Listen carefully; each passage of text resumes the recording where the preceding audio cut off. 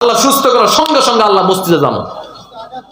আপনাদের এলাকায় আছে নাকি জানি না, আমার এলাকায় এক মুসল্লিকে আমার সাথে দেখা হয়েছে। মুসল্লি বেচারা খুবই অসুস্থ এবং অসুস্থ হওয়ার পূর্ব মুহূর্তে কোনো নামাজ বন্দী কিছুই পড়তো না, বরং ইসলাম বিদ্বেষী কথাবার্তাও বলতো।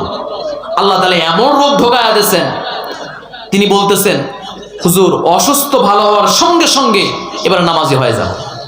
আল্লাহ রাব্বুল আলামিন অসুস্থ সুস্থ করে দিয়েছেন। আবার ঠিক শয়তান যে আগের কায়দায় চলছে তার চেয়ে বেশি ফরজি গতিতে চলা শুরু করছে। কথা বুঝতে পারছেন? এরকম শয়তান নাই, এরকম শয়তান নাই। সিরাজগঞ্জেও আছে। ইন্না লিল্লাহ। কি করেন আপনারা? তাহলে বান্দা আফসোস করবে, আল্লাহকে বলবে আল্লাহ একটা সময় দাও। বান্দা বলবে বয়স দিয়েছি। আল্লাহ তাহলে যখন সময় দিবাই না, নিজের হাত নিজে দংশন করবে। আল্লাহ কি করা যায়?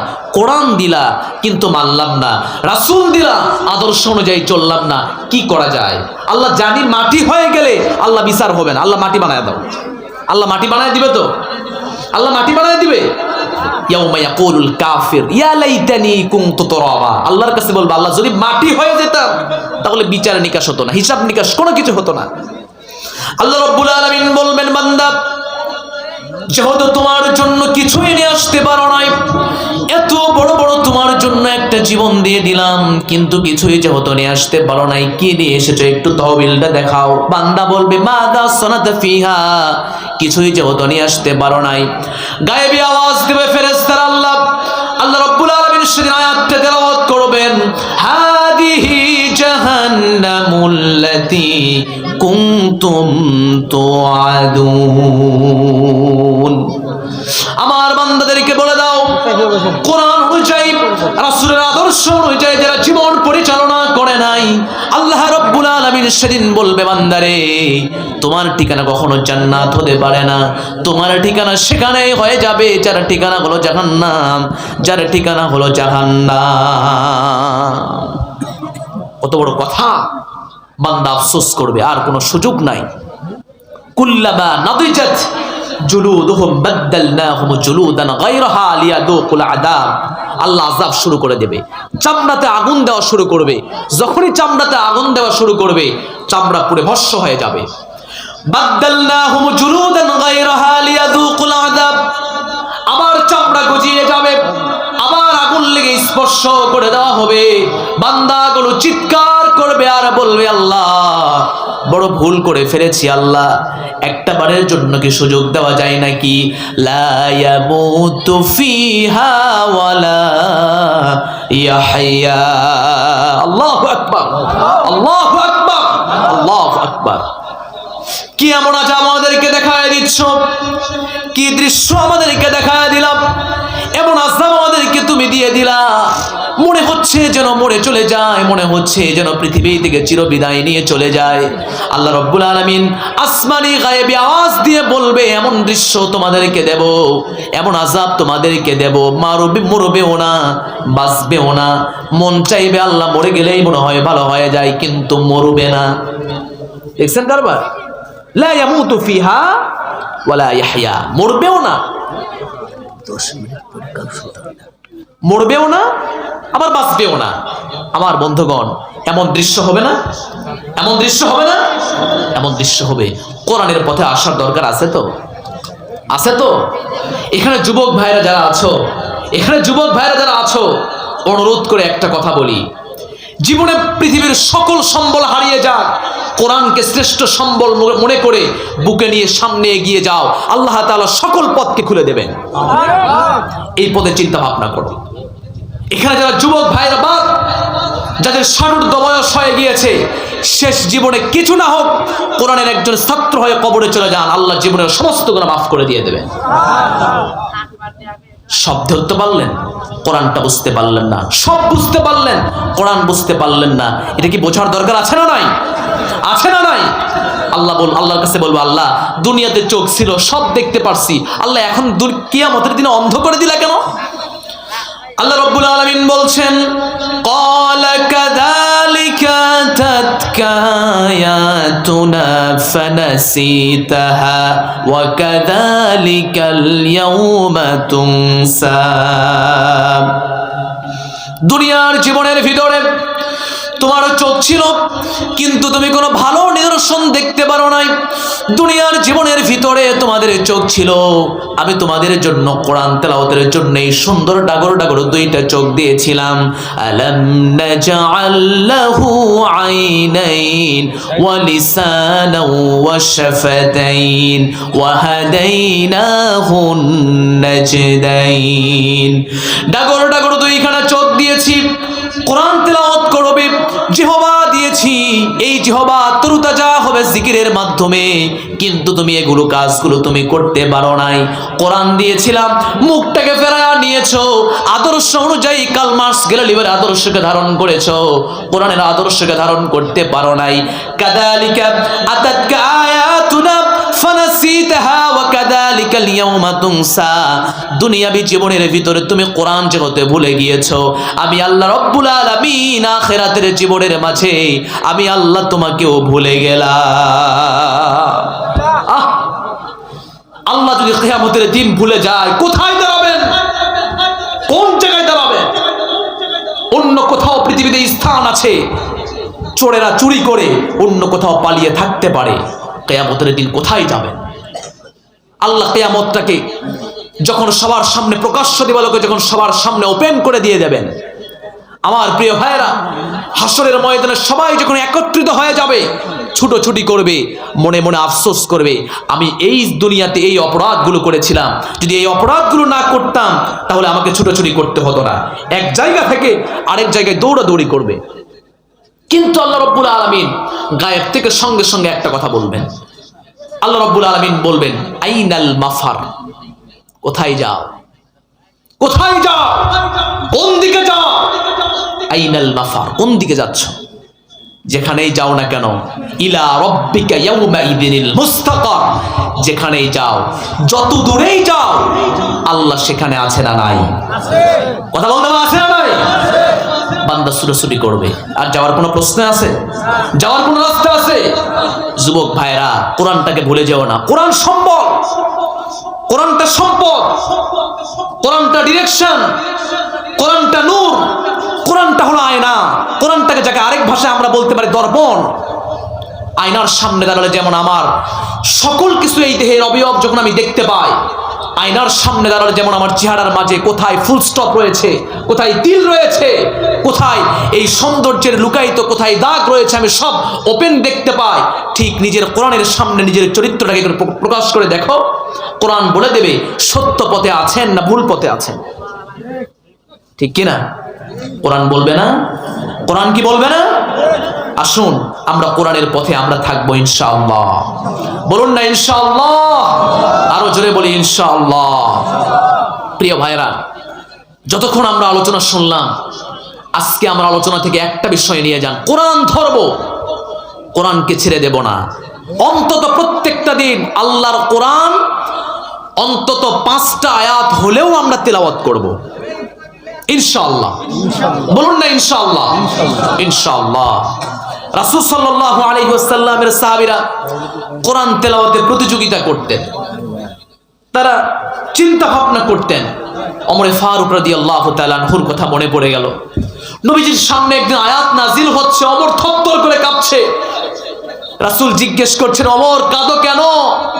সঙ্গে সঙ্গে ওমর বলছে, রাসূল কাঁদার একটা কারণ হলো যে আয়াত আপনার উপরে নাজিল হয়েছে, আমি ওমর কি সে আয়াতের আমল করতে পারবো তো? আমার বন্ধুগণ, একটি আয়াত নিয়ে ওমরের কান্না চলে আসে। হাজারো আয়াত আমাদের সামনে আছে, কতদিন আমরা কেঁদেছি, চোখ থেকে পানি বের হয় না, আফসোস হয় না, কোরআনটা পড়তে পারে না, আফসোস হয় না। অথচ যে কবরের সঙ্গী আমার কোরআন ছাড়া কেউ হবে না, যখন প্রশ্ন করবে এই লোকটারে চিনো, মান হাযার রাজুল, এই লোকটারে চেনো, আপনি যদি না বলতে পারেন আর যদি বলতে পারেন, আপনার কাছে দলিল চাওয়া হবে যে এটা তুমি কোথা থেকে পেয়েছো। তখন যদি আপনি বলেন অন্য কোন কিতাবের নাম বলেন, কাজ হবে তো? কাজ হবে তো? কোরআন থেকে পেয়েছি। এই যে তুমি দলিলগুলো দিলা, মান রব্বু, রব্বি আল্লাহ। যখন প্রশ্ন করা হবে তোমার রব কে, আপনি বললেন আল্লাহ। এই যে কথাটা বললেন, আপনি কোথায় পেলেন? যখন আপনি দলিল সহকারে আমি কোরআনে পেয়েছি তখন বুঝবে না ঠিক আছে। যখন আবার প্রশ্ন করা হবে অমান দীনুক, প্রশ্ন হলো একটা, তোমার দিনটা কি, তোমার ধর্ম কি? যখন আপনি বলবেন দীনুল ইসলাম বা দীনিয়াল ইসলাম, আমার ধর্ম হলো ইসলাম, যখন আপনি এই কথা বলবেন প্রশ্ন হবে এক কথা, যেটা কোথায় তুমি পেয়েছো? মান হাদা রাজুল, এই যে সামনে যে লোকটাকে দেখছো, আল্লাযী বুইসা ফীকুম, এই লোকটাকে দেখছো, এই লোকটাকে হাদা নবিয়ুনা মুহাম্মদ সাল্লাল্লাহু আলাইহি ওয়াসাল্লাম, হুয়া নবিয়ুনা মুহাম্মদ সাল্লাল্লাহু আলাইহি ওয়াসাল্লাম, তিনি আমাদের নবী, বিশ্ব নবী মুহাম্মদ সাল্লাল্লাহু আলাইহি ওয়াসাল্লাম। যখন এই কথাটা আমরা বলবো কোথা থেকে পেয়েছো, সব কথার মূল থিওরি হচ্ছে যখন আপনি বলবেন কোরআন থেকে পেয়েছি, তখনই বলা হবে উদখুলুল জান্নাতা ওয়া আনতুম তুহবারুন। জোরে বলি আল্লাহু আকবার, জোরে বলি আল্লাহু আকবার। সারাটি জীবন কোরআনের বিরুদ্ধাচরণ করলাম, কোরআনের বিরুদ্ধাচরণ করলাম, কোরআনকে ধরলাম না, কোরআনকে পড়লাম না, কোরআন অনুযায়ী চললাম না। সে অনুযায়ী যদি আপনি বলেন, বুকে হাত দিয়ে বলেন, সেই প্রশ্নের জবাব দেওয়াতে পারবেন তো? পারবেন তো? পারবেন না। পৃথিবীতে এমন একটা প্রশ্ন রয়েছে, এমন একটা সিলেবাস রয়েছে, এমন একটা পরীক্ষা রয়েছে, যেই পরীক্ষার প্রশ্ন আগেই বলে দেওয়া হয়, যেটা আল্লাহ তাআলা আমাদেরকে বলে দিয়েছেন যে কবরে 3টা প্রশ্ন করা হবে। সম্মানিত প্রিয় ভাইয়েরা, সম্মানিত প্রিয় ভাইয়েরা, তাহলে আমরা তো আমাদের এই বাহ্যিক যা সৌন্দর্য আমরা দেখছি, এই সৌন্দর্য থাকবে না, স্ত্রীর মায়া মহব্বত এগুলো থাকবে না, সন্তানের মায়া মহব্বত এগুলো থাকবে না। ওই 3.5 হাত কবরে আপনাকে যেতে হবে, আমাকেও যেতে হবে। তাকান আপনার বাবার দিকে, আপনার বাবা কি আপনাকে ভালোবাসেনি? তাকান আপনার মায়ের দিকে, সেই মা কি আপনাকে ভালোবাসেন নাই? এই যে আমি মাহফিলে এসেছি, আমার মা আমাকে কয়েকবার ফোন করছে। কয়েকবার ফোন করার মূল কারণ হচ্ছে আমি গতকাল, আজকে মানে গত 2 দিন থেকে খুব অসুস্থ। আমি গতকাল মাহফিল করেছি বগুড়াতে, মাহফিল করেই ফজরের নামাজ পড়ে সকালবেলা আমি দিনের বেলা কুষ্টিয়া ছিলাম। কুষ্টিয়া থেকে 5টায় যখন বাসায় এসে আবার আপনাদের এখানে চলে আসলাম। আমার প্রিয় ভাইরা, আমি ব্যক্তিগতভাবে অসুস্থ মানুষ, মা বারবার ফোন দিয়ে বলতেছে এইটা খাও, আসার পথে আমাকে বললো ডিম খাও, এইটা খাও, অসুস্থ, মানে সব কিছু বিষয়ে এত ভালোবাসার পরেও সেই মা কি আসলে আপন আমার জন্য? দুনিয়াবী জীবনে আপন, আখিরাতের জীবনে এই মা আপন না। প্রিয় ভাইরা আমার, যেই মা আমাকে এত ভালোবাসলেন, যে স্ত্রী আমাকে এত ভালোবাসলেন, আমার বন্ধুগণ, এত কিছু বলার পরেও আপনি বলেন দেখি, এই পৃথিবীতে যা কিছু আপনি দেখছেন, এই মানুষগুলো আপনার সাথে কবরে যাবে তো? কেউ যাবে না আপনার সাথে। যেই বাবা আপনাকে ভালোবাসলেন, সেই বাবারই সন্তান আপনি, ওই বাবা একা কবরে চলে গেছেন। আপনি যেই সন্তানকে ভালোবাসছেন, আপনিও একা চলে যাবেন, আপনার সন্তান পৃথিবীতে একা থাকবে। কথা কি আমার বোঝেন আমার কথাগুলো? আপনার বাবা এত ভালোবেসে আপনাকে একা রেখে চলে গেছে, আপনিও আপনার সন্তানকে ভালোবেসে আপনিও একা রেখে চলে যাবেন। কেমন ভালোবাসেন আপনি বাবা হিসাবে? প্রিয় ভাইয়েরা আমার, যদি চলে যেতেই হয়, যদি যেতেই হয় চলে, একটু ভালো হয়ে নেই। যদি চলে যেতেই হয়, একটু পরিশুদ্ধ হয়ে নেই। যদি কবরেই যেতে হয়, আমার ঠিকানা যদি কবরে হয়ে যায়, অন্তত আজকের মাহফিল থেকে একটু চিন্তা ভাবনা করি, আহারে মসজিদে যখন আজান হয়ে যাবে একটু নিজেকে ফেরায়া নেই। কত রকমের তাস জুয়ার ভিতরে ছিলাম, একটু ফিরায়া নিয়ে আল্লাহর দিকে আসি। হয়তো শেষ জীবনে অন্তত আল্লাহর কাছে ক্ষমা চেয়ে একটু মাফ চেয়ে নিতে পারি। পারা যাবে না ইনশাআল্লাহ? পারা যাবে না ইনশাআল্লাহ? আল্লাহ রাসূল সাল্লাল্লাহু আলাইহি ওয়াসাল্লাম, আল্লাহ রাব্বুল আলামিন তার রাসূলের মুখ থেকে হাদিসের কুদসির ভিতরে প্রকাশ করছেন, ইয়া ইবনে আদম লাউ বালাগাত যুনুবাকা আলাস সামা সুম্মা ইস্তাগফারতানি গফারতু লাকা ওয়ালা উবালি। হে বনি আদমের সন্তানেরা, কত ভুল করেছো, কত পাপ করেছো জীবনে। লাউ বালাগাত যুনুবাকা আলাস সামা, তোমার গুনাহ কি ওই আসমান পর্যন্ত পৌঁছেছে? যদি পৌঁছিও যায় ওই আসমান পর্যন্ত, সুম্মা ইস্তাগফারতানি গফারতু লাকা ওয়ালা উবালি, শুধুমাত্র বলো আল্লাহ আমার ভুল হয়ে গিয়েছে, চোখের 2 ফোঁটা পানি ফেলাও, আল্লাহর কাছে বলো আল্লাহ যা করেছি জীবনে আর ভুল করব না। এই চিন্তা ভাবনা যদি করতে পারেন, সুম্মাস্তাগফারতানি গফারতু লাকা ওয়ালা উবালি, আমি তোমাকে কাছে টেনে নিয়ে তোমার জিন্দেগীর সমস্ত গুনাহগুলোকে মাফ করে দেব। বলুন না সুবহানাল্লাহ। মায়ের কাছে ভুল করলে, একবার ভুল করলে মা কিছু বলে না, দুইবার ভুল করলে হয়তো কিছু বলে না, তিনবার চারবার ভুল করলে সেই মা ধমক দিয়ে অনেক কথা শোনায় দেয় না? অনেক কথা শোনায় দেয় না? আরে যেই মা এত ভালোবাসতে পারলো সেই মা কথা শোনায় দেয়। আর সারাটা জীবন আল্লাহর নাফরমানি করলাম, যে আল্লাহ আমাকে 5 বার ডাকলো তার ডাকে একবারও সাড়া দিলাম না। আপনার মা বাড়িতে আছে, আপনি 5 বার সাড়া যদি না দেন, ওই মা আপনার বিরুদ্ধে অনেক কথা বলবে, ঠিক আছে না? আল্লাহ যে আপনাকে 5 বার ডাকতেছে, ওই আল্লাহ তো আপনাকে একদিনও তো দুনিয়া থেকে বের করে দেয় নাই, একদিনও অক্সিজেন বন্ধ করে দেয় নাই, একদিনও আপনার জন্য এরকম বিভিন্ন যে একটা বিবিধ সময় আল্লাহ তাআলা আপনাকে দেন নাই। প্রিয় ভাইয়েরা, হাতে পায়ে ধরে আপনাদেরকে একটা কথা বলি, একটু পরিশুদ্ধ হন। আমাকে মেসবাহুল আজম মেসবাহ আবার সিরাজগঞ্জের উল্লাপাড়ায় আসতে হবে এমন কোনো কথা নয়।